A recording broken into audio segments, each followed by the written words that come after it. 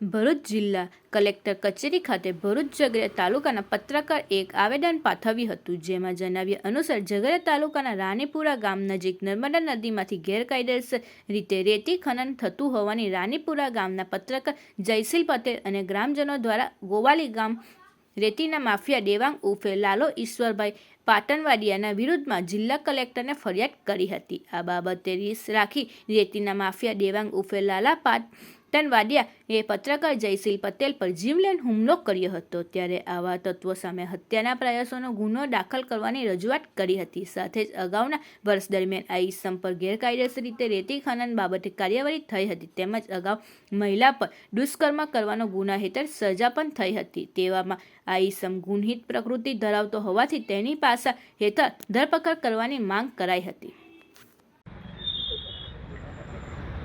जी मारू नाम जयशील पटेल है। राणीपुरा झगड़ियानो वती छूँ। छेल्ला 18 वर्षथी हूँ पत्रकारात्मक क्षेत्रे मारी फरज बजावुं छूँ। मारा गाम राणीपुरा में केटलाक भूमाफियाओ द्वारा गैरकायदेसर रीते नर्मदा नदी में भेखड़ो तोड़ी फूटवाल जेवा साधनथी पाइप वडे एंजीन मूकी गैरकायदेसर रीते पाणी साथे रेती उलेचवानुं कार्य करवामां आवतुं हतुं। गत वर्ष पण आ कार्य करवामां आवेलुं। अमोए भूस्तर विभागने अने जवाबदार तंत्रने जाणकारी आपी छापामारी थई हती। ते दरमियान पण एमनो बधो माल जप्त थयो हतो। चालू साले फरीथी गत 25 तारीखना रोज गोवाली गामना देवांग उर्फे लालो ईश्वरभाई पाटणवाडिया ठाकोर नाओ द्वारा मोटा मशीनो, नावड़ी, बाज, पाइपो वगैरे लावी नर्मदा नदी અને અમારા ખેતરોની વચ્ચે જે પ્રોટેક્શન વોલનું કામ કરતી એવી દિવાલો જેને ભેખડ કહીએ, ભેખડ તોડી અને સીધું નર્મદાના વહેતા પાણીની અંદરથી પાઇપલાઇન દ્વારા પાણી સાથે રેતી ઉલેચવાનું કાર્ય કરવાની તજવીજ હાથ ધરેલી, જેના માટે એ લોકોએ ટેસ્ટિંગ પણ કર્યું હતું। આ વાત મારા અને અમારા ગામના ખેડૂતોના ધ્યાને આવતા અમોએ 28 તારીખે જિલ્લા કલેક્ટરશ્રી ડીએસપી कचेरी भूस्तर विभाग और झगड़िया पीआई ने आ बाबते जाण करी हती।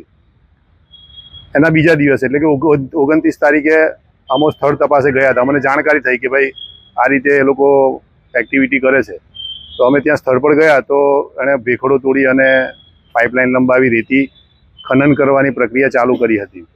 अमे ते समये फोटोग्राफी करी अने जवाबदार भूस्तर अधिकारी झगड़ियाना पीआई અને પ્રાંત અધિકારીને કોલ કર્યો હતો, પરંતુ તેઓએ રિસ્પોન્સ ન આપ્યો હતો। ત્યારબાદ અમે કમિશનર ગાંધીનગરને જાણ કરી હતી અને થોડા સમયની અંદર ઝઘડિયા મામલતદારના સર્કલ તથા તેમનો સ્ટાફ આવ્યો હતો।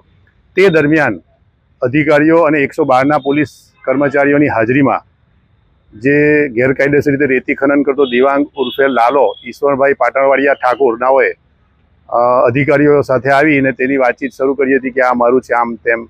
એની વાત પૂરી થયા બાદ મેં મારી વાત અધિકારીઓને કરી હતી કે આણે જે ગેરકાયદેસર રીતે રેતી ખનન કરવાની પ્રવૃત્તિ કરી છે નર્મદાના નદીના ચાલુ પ્રવાહમાંથી પાઇપલાઇન નાખીને, તો એની પાસે તમે પાસ પરમિટ માગો અને જે વાહનો એ લાવીને અહીંયા મૂક્યા છે તેના ડોક્યુમેન્ટ માગો। તો એ એકદમ ઉશ્કેરાઈ જઈ અને મારી પર હુમલો કર્યો હતો।